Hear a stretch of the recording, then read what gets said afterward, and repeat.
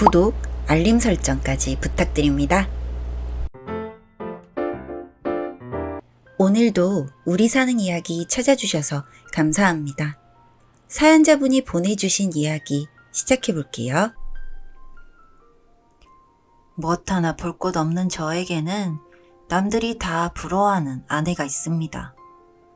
저희 부모님께서는 일찍이 사고로 돌아가셨습니다. 성인이 되기 전까지는 고모가 키워주셨고, 성인이 되어 고모는 그 사망 보험금으로 제 이름으로 집을 사주셨어요. 저에게는 25평짜리 아파트가 제 모든 것이었습니다. 다른 사람들이 대학을 다닐 때 저는 그때 삶의 의미를 찾지 못해 몸을 움직이는 일을 했습니다. 그저 다른 사람들과의 삶을 비교하며 스스로를 갉아먹던 시간들이었고, 이교대로 공장에서 생산직 근무를 하고 있었습니다. 거기서 5년 정도 일을 하다 보니 급여도 괜찮았고, 그렇게 아무 의미 없는 시간들을 살게 되었고, 거기서 지금의 와이프를 만나게 되었어요. 저희 와이프는 대학교를 휴학하고 학비를 벌기 위해서 친구와 함께 아르바이트를 하러 왔습니다. 친구는 하루도 채 버티지 못하고 안 나왔는데 저희 와이프는 꿋꿋이 계속 일을 하더라고요. 그래서 종종 회식을 하면서 기특하다고 이야기를 했는데 나이 차이가 4살밖에 안 나는 걸 알게 되었어요. 와이프는 가정 형편 때문에 대학을 늦게 들어오게 되었고, 전문대를 졸업하고 나서 바로 취업을 생각하고 있다고 했습니다.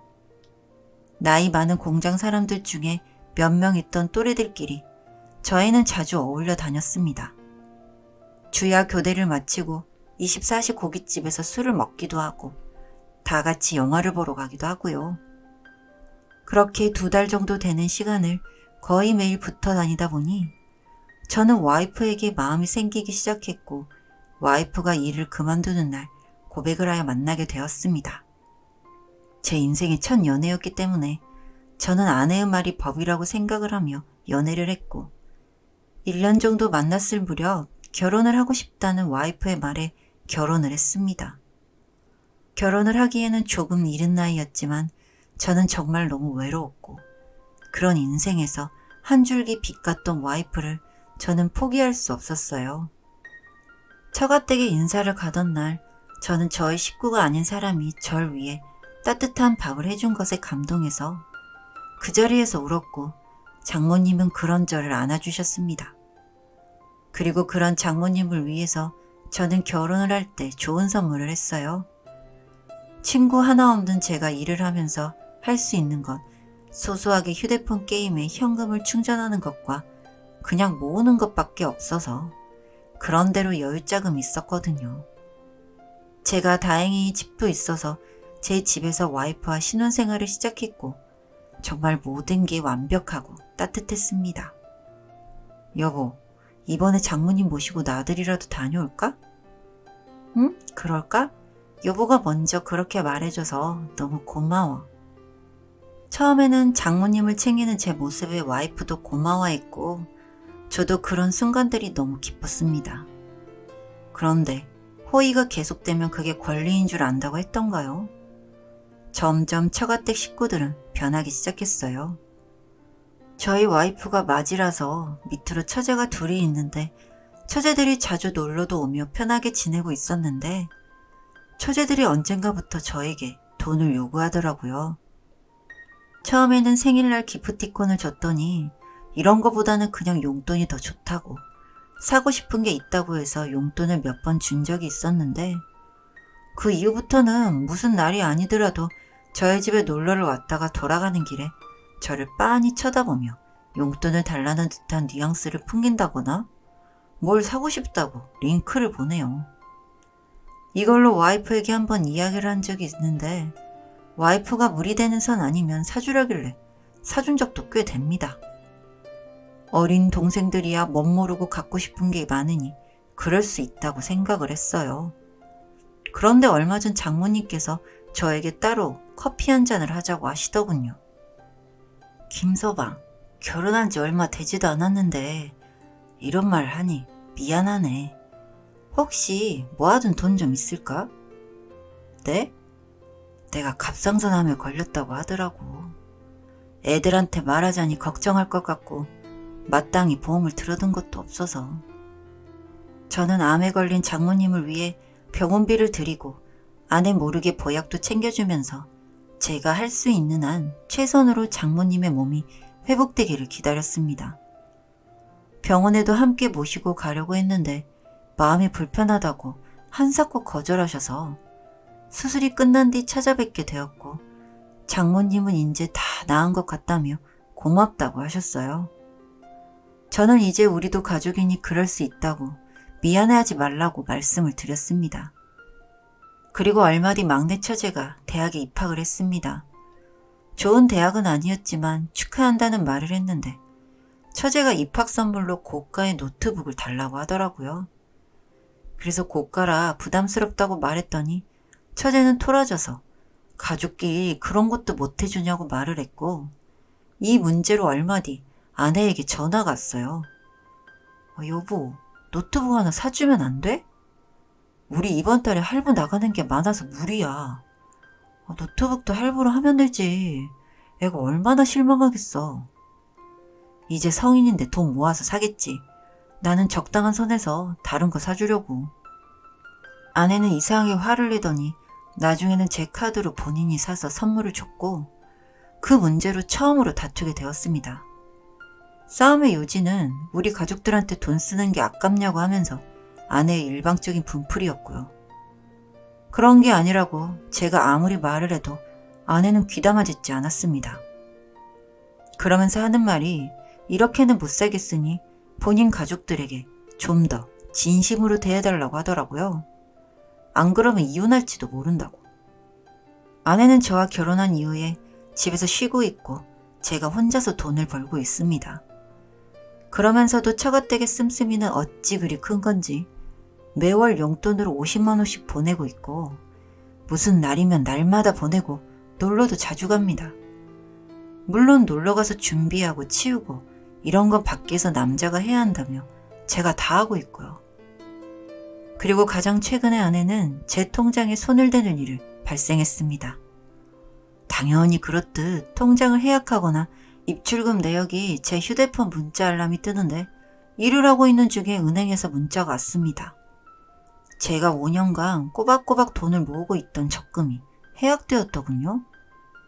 그래서 바로 은행에 전화를 걸었고 은행에서는 배우자가 통장을 해약하러 와서 업무를 도와 진행했다고 하더군요. 제가 동의한 일이 아니니 일단 멈춰달라고 말을 하고 바로 은행으로 갔더니 기분이 나쁜 듯한 아내와 어쩔 줄을 모르는 은행 직원분이 보였습니다. 당신이 내 통장 해약한 거야? 정말 급한 일이라 그래. 무슨 급한 일? 나한테 말도 안 하고 내 돈에 손댈 정도로? 엄마가 암이래. 뭐? 엄마가 유방암이라 빨리 수술을 해야 한다고. 그 순간 갑자기 든 생각이 물론 장모님이 정말 암일 수도 있지만 갑상선암 나은 지 얼마나 됐다고 유방암이지? 라는 생각이 먼저 들었고 암이라는 게 수술만 한다고 이렇게 빨리 회복이 되는지 그리고 병원도 병문안을 못 오게 한 것 등등 의심스러운 부분들이 스쳐 지나갔습니다. 그럼 내가 모시고 병원에 갈게. 뭐? 장모님 어디 계셔? 어느 병원이야? 이럴 시간 없어. 병원비만 빨리 줘. 저는 그 자리에 서서 장모님에게 전화를 걸었고 장모님은 기가 막히게도 전화를 안 받으시더군요. 아내는 한시가 급한데 뭐 하는 거냐면서 화를 냈고 저는 의심스러워서 일단 처갓댁으로 향했습니다. 시간이 지나기 시작하자 와이프는 화를 내고 있었고 처갓댁 문을 두드리자 자다 일어난 것 같은 장모님이 눈에 보였습니다.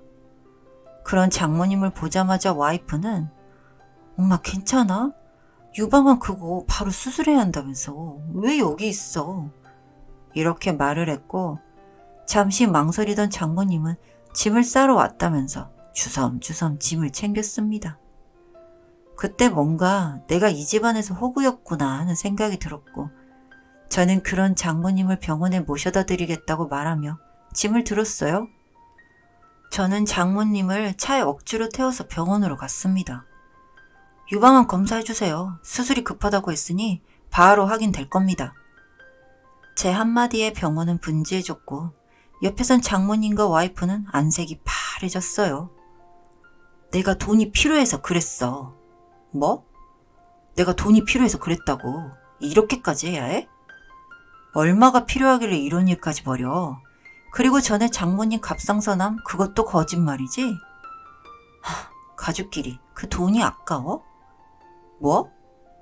아니 당신이 그냥 돈을 줬으면 이런 일도 없잖아. 이게 뭐야, 병원까지 와서 쪽팔리게. 제가 아는 천사 같은 아내는 어디에도 없었습니다. 무슨 빚에 쫓기고 있기라도 하듯이 다급하고 초조한 얼굴로 돈 이야기만 하는 아내를 보니 필시 무슨 일이 있더군요. 당신 무슨 일이야? 그런 일 없어. 돈 줄 거 아니면 꺼져. 아내는 그렇게 말하고 혼자 집으로 가버렸고 장모님과도 그렇게 어색하게 집으로 돌아갔습니다. 나중에 알고 봤더니 와이프는 도박에 빠져 있더라고요. 주말마다 원래 다니던 교회에 간다고 해서 자주 보내줬었는데 그때마다 강원랜드에 가서 도박을 했고 나중에는 가족들에게 손을 뻗고 그걸로 안 되자 가족들을 시켜서 저에게 돈을 뜯어낸 거죠. 이 모든 게 도박 자금 때문이라는 걸 알게 된 저는 더 이상 와이프와 살 수 없어 이혼을 했습니다. 다른 거 몰라도 가족들을 시켜서 거짓말을 하고 제 통장에 손을 댄 그 여자를 마음 같아서는 죽이고 싶었지만 그럴 수는 없어서 사기죄로 경찰에 신고를 했습니다. 부부간의 일이라 어쩔 수 없다고 하지만 그래도 정신이라도 차리라는 의도였죠. 그래도 그 여자 정신 못 차리고 여전히 강원랜드에 출퇴근을 하고 있대요. 처가댁에서는 지금도 그 여자를 말려달라고 전화가 오지만 저는 그 여자와 이혼도 했고 이제는 남일이에요. 제가 정말 생애 처음으로 좋아했던 여자라 끊어내기가 쉽지 않지만 시간이 해결해 주리라 믿을 수밖에 없네요. 여기까지 제 기가 막힌 이야기 들어주셔서 감사합니다. 사연은 여기까지였고요. 우리 사는 이야기 시청해주셔서 감사합니다.